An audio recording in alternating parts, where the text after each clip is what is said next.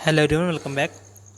आपका फिर से स्वागत है जी केमिस्ट्री पर। और इस वीडियो में मैं आपके साथ डिस्कस करूंगा कि अगर किसी मॉलिक्यूल के अंदर लोन पेयर आ जाते हैं तो उन लोन पेयर से ज्योमेट्री के ऊपर क्या फ़र्क पड़ता है। अगर किसी मॉलिक्यूल के अंदर लोन पेयर प्रेजेंट है तो उसकी जो ज्योमेट्री होती है वो कैसे चेंज हो जाती है, कैसे डिस्टोर्टेड हो जाती है, उसके बारे में मैं बात करने वाला हूँ। इससे पहले वीडियो में मैंने आपको एक शॉर्ट ट्रिक बताई थी जिसके अंदर मैंने आपको लोन पेयर और बॉन्ड पेयर निकालना बताया था। अगर आपने वो वीडियो अभी तक नहीं देखी है तो उस वीडियो को आप देख लीजिए, क्योंकि इसकी हेल्प से आप इजीली किसी मॉलिक्यूल के अंदर ये बता पाएंगे कि कितने लोन पेयर और बॉन्ड पेयर मॉलिक्यूल के अंदर प्रेजेंट है।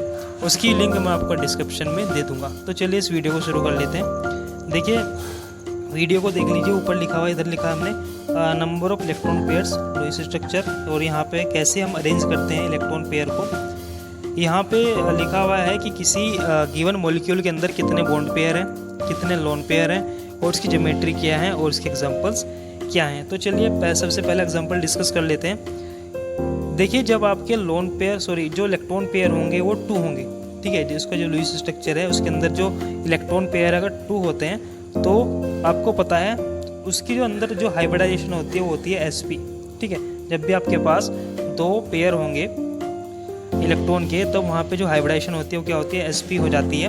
और आपको पता है जो sp का हाइब्रिडाइजेशन का स्ट्रक्चर होता है वो कैसा होता है, लीनियर होता है। लीनियर स्ट्रक्चर कुछ इस टाइप से होता है। तो हम यहाँ पे इलेक्ट्रॉन पेयर को इस तरह से इसको रीअरेंज कर लेते हैं। अगर हम यहाँ पे नंबर ऑफ बॉन्ड पेयर की बात करें इस एग्जाम्पल के अंदर, तो नंबर ऑफ बॉन्ड पेयर कितने हैं, मेरे पास 2 हैं।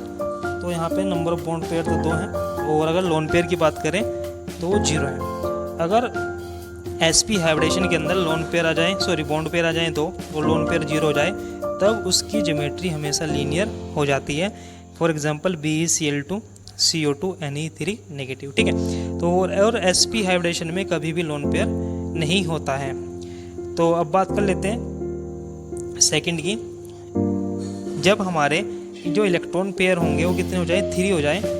ऐसे केस में आपको पता है जब आपके इलेक्ट्रॉन पेयर 3 हो जाए तब वहाँ पे जो हाइब्रिडाइजेशन होती है वो होती है आपकी sp2, ठीक है। और sp2 का जो स्ट्रक्चर होता है वो होता है हमारा ट्राइगोनल प्लेनर। कुछ इस तरह से हमारा स्ट्रक्चर होता है, ट्राइगोनल प्लेनर। देखिए, अगर इसके अंदर सभी के सभी बॉन्ड पेयर हैं और लोन पेयर कुछ भी नहीं है तब हमारी ज्योमेट्री में कोई भी चेंज नहीं आता है, तब उसकी ज्योमेट्री ट्राइगोनल प्लेनर ही रहती है। For example BCl3 SO3 CO3 2 negative. लेकिन अगर हमारे sp2 हाइब्रिडेशन में एक लोन पेयर आ जाता है तब इसकी जो ज्योमेट्री होती है वो एंगुलर में चेंज हो जाती है। तो देखिए, एंगुलर में चेंज कैसे होती है। जब लोन पेयर आता है तो ये वाला जो बॉन्ड आपको दिखाई दे रहा है ये यहाँ से क्या होता है, रिमूव हो जाता है, और जो इसका स्ट्रक्चर हो जाता है वो कुछ ऐसे हो जाता है, इस तरह से जो ऊपर का आपको दिखाई दे रहा है V टाइप, ठीक है। इसका स्ट्रक्चर कैसे हो जाता है, V टाइप को हम क्या बोलते हैं, एंगुलर बोलते हैं। For example SO2 O3 NO2 negative, इन सभी के जो स्ट्रक्चर होते हैं कैसे होते हैं, एंगुलर ही होते हैं। चलिए बात कर लेते हैं नेक्स्ट एग्जांपल की, 4 की। इसमें क्या होता है, जो हमारे इलेक्ट्रॉन पेयर होते हैं कितने होते हैं, 4। इलेक्ट्रॉन पेयर 4 तब आते हैं अगर हमारी हाइब्रिडेशन क्या हो जाए, sp3 हो जाए, ठीक है। और आपको पता है sp3 का जो स्ट्रक्चर होता है वो कैसे होता है, टेट्राहेड्रल उसका स्ट्रक्चर होता है। देखिए, अगर आपकी हाइब्रिडेशन sp3 आ रही है तो स्ट्रक्चर टेट्राहेड्रल हो जाएगा। और अगर आपके पास सभी बॉन्ड पेयर, कोई भी लोन पेयर नहीं है, तब इसकी एक रेगुलर ज्योमेट्री आती है तो इसका स्ट्रक्चर क्या हो जाता है, टेट्राहेड्रल ही हो जाता है। For example CH4 NH4 positive PO4 3 negative, ठीक है। लेकिन अगर आपके पास एक क्या आ जाए, लोन पेयर इसमें प्रेजेंट हो जाए, तब आपको जो बॉन्ड दिखाई दे रहा है ऊपर वाला ये यहाँ से रिमूव हो जाता है और इसकी जो स्ट्रक्चर बनती है लाइक पिरामिड बन जाती है। यहाँ पे कैसा बन जाता है, लाइक पिरामिड ऐसे बन जाता है, ठीक है। तो इसको बोलते हैं trigonal pyramidal structure. For example HH3O positive NH3 XeO3।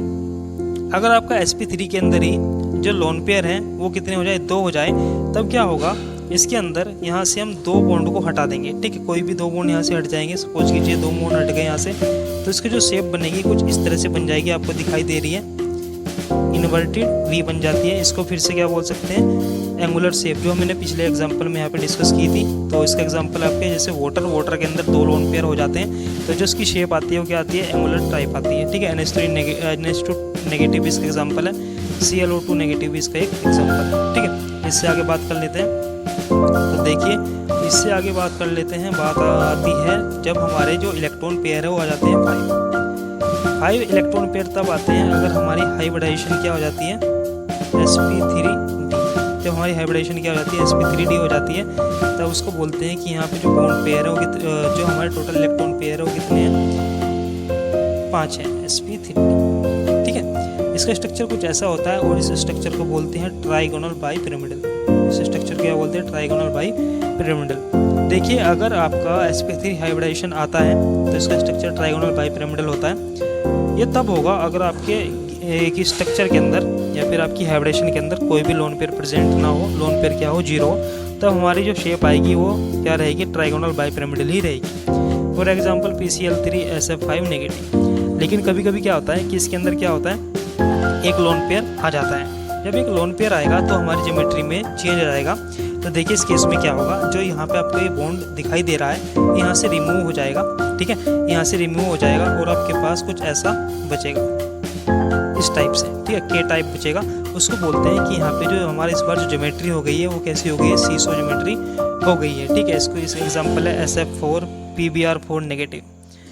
अगर आपके इसी के अंदर 2 लोन पेयर आ जाएं तब क्या होगा, जब 2 लोन पेयर आ जाते हैं तो आपको जो इस साइड वाले 2 बॉन्ड दिखाई दे रहे हैं ये यहाँ से रिमूव हो जाते हैं और आपका स्ट्रक्चर कुछ इस टाइप से बन जाता है। ठीक है, तो आपको ये एक टी टाइप का दिखाई दे रहा होगा, तो इसकी शेप क्या हो जाती है, टी हो जाती है। ठीक है, टी शेप इसको बोलते हैं। For example ClF3 XeF3 positive. Suppose कीजिए आपके लोन पेयर इस बार इसी एग्जांपल के अंदर 3 हो गए हैं, तब क्या होगा, इस केस में क्या होगा कि 2 ये बॉन्ड यहाँ से हट जाते हैं और एक बॉन्ड ये यहाँ से हट जाता है, रिमूव हो जाते हैं और आपको सिर्फ एक लाइन टाइप स्ट्रक्चर मिलता है जिसको हम बोलते हैं लीनियर स्ट्रक्चर। ठीक है, और इसके एग्जांपल ICl2 नेगेटिव XeF2। बात कर लेते हैं अपने लास्ट एग्जांपल के बारे में। जब आपके इलेक्ट्रॉन पेयर कितने हो जाते हैं, 6 हो जाते हैं। तो इलेक्ट्रॉन पेयर 6 कब होते हैं, जब हमारी हाइब्रिडेशन होती है sp3d2। आपको पता है जब भी आपकी हाइब्रिडेशन sp3d2 आती है तो उसका स्ट्रक्चर हो जाता है ऑक्टाहेड्रल। इसका स्ट्रक्चर कैसा हो जाता है, ऑक्टाहेड्रल हो जाता है।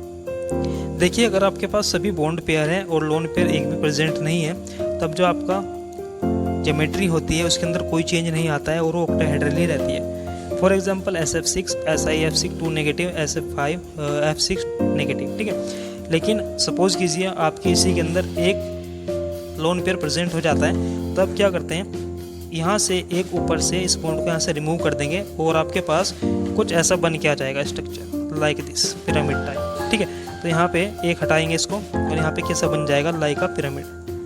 तो इसका स्ट्रक्चर कैसा होता है, स्क्वायर पिरामिडल। स्क्वायर के ऊपर एक पिरामिड बना हुआ है, एक स्क्वायर के ऊपर क्या बना हुआ है, एक पिरामिड बना हुआ है।